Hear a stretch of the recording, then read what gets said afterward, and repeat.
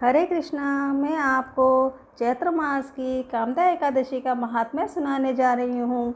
आप ध्यानपूर्वक सुनिएगा। भगवान श्री कृष्ण बोले कि हे राजन, एकाग्रचित होकर यह पुरातन कथा सुनो, जिसे वशिष्ठ जी ने दिलीप के पूछने पर कहा था।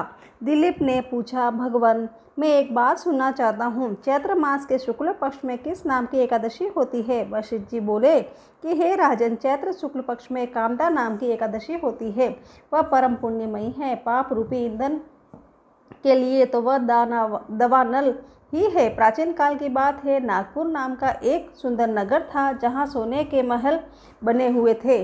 उस नगर में पुंडरीक आदि महाभयंकर नाग निवास करते थे। पुंडरीक नाग उन दिनों वहाँ राज्य करता था। गंधर्व, किन्नर और अप्सराएं भी उस नगरी का सेवन करती थी। वहाँ एक श्रेष्ठ अप्सरा थी जिसका नाम ललिता था। उसके साथ ललित नाम वाला गंधर्व भी था। वे दोनों पति पत्नी के रूप में रहते थे। दोनों ही परस्पर काम से पीड़ित रहा करते थे।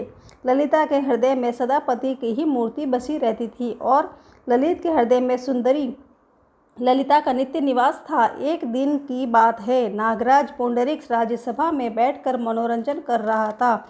उस समय ललित का गान हो रहा था, किंतु उसके साथ उसकी प्यारी ललिता नहीं थी। गाते गाते उसे ललिता का स्मरण हो आया, अतः उसके पैरों की गति रुक गई और जीभ लड़खड़ाने लगी। नागों में श्रेष्ठ करकोटक को ललित के मन का संताप ज्ञात हो गया, अतः उसने राजा पुंडरीक को उसके पैरों की गति रुकने एवं गान में त्रुटि होने की बात बता दी। करकोटक की बात सुनकर नागराज पुंडरीक की आंखें क्रोध से लाल हो गई। उसने गाते हुए कामातुर ललिता को शाप दिया, हे दुर्बुद्धे, मैं मेरे सामने गान करते समय भी पत्नी के वशीभूत हो गया, इसलिए तू राक्षस हो जा। महाराज पुंडरीक के इतना कहते ही वह गंधर्व राक्षस हो गया। भयंकर मुख, विकराल आंखें और देखने मात्र से भय उपजाने वाला रूप है।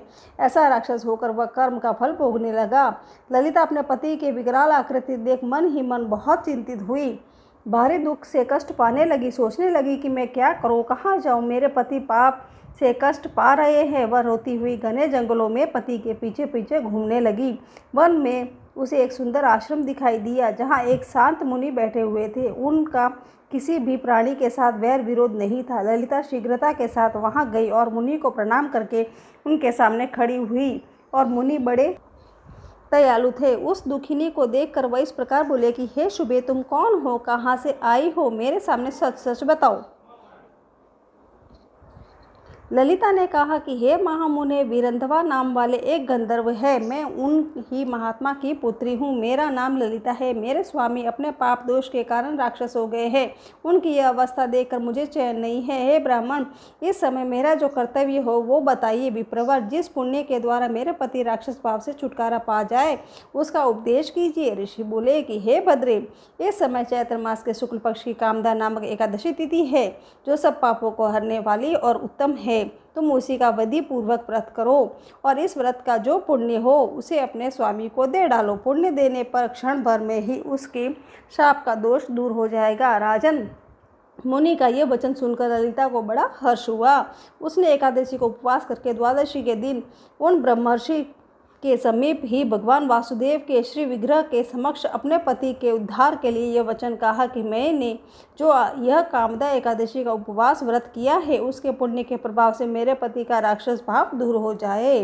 वशिष्ठ जी कहते हैं, ललिता के इतना कहते ही उसी क्षण ललित का पाप दूर हो गया। उसने दिव्य देह धारण कर लिया, राक्षस भाव चला गया और पुनः गंधर्व की प्राप्ति हुई। नपश्रेष्ठ वे दोनों पति पत्नी कामदा के प्रभाव से पहले की अपेक्षा भी अधिक सुंदर रूप धारण करके विमान पर आरूढ़ हो अत्यंत शोभा पाने लगे। यह जानकर इस एकादशी का व्रत यत्न पूर्वक पालन करना चाहिए। मैंने लोगों के हित के लिए तुम्हारे सामने यह व्रत का वर्णन किया है। कामदा एकादशी ब्रह्म हत्या आदि पापों तथा पिशाच तत्व आदि दोषों का भी नाश करने वाली है।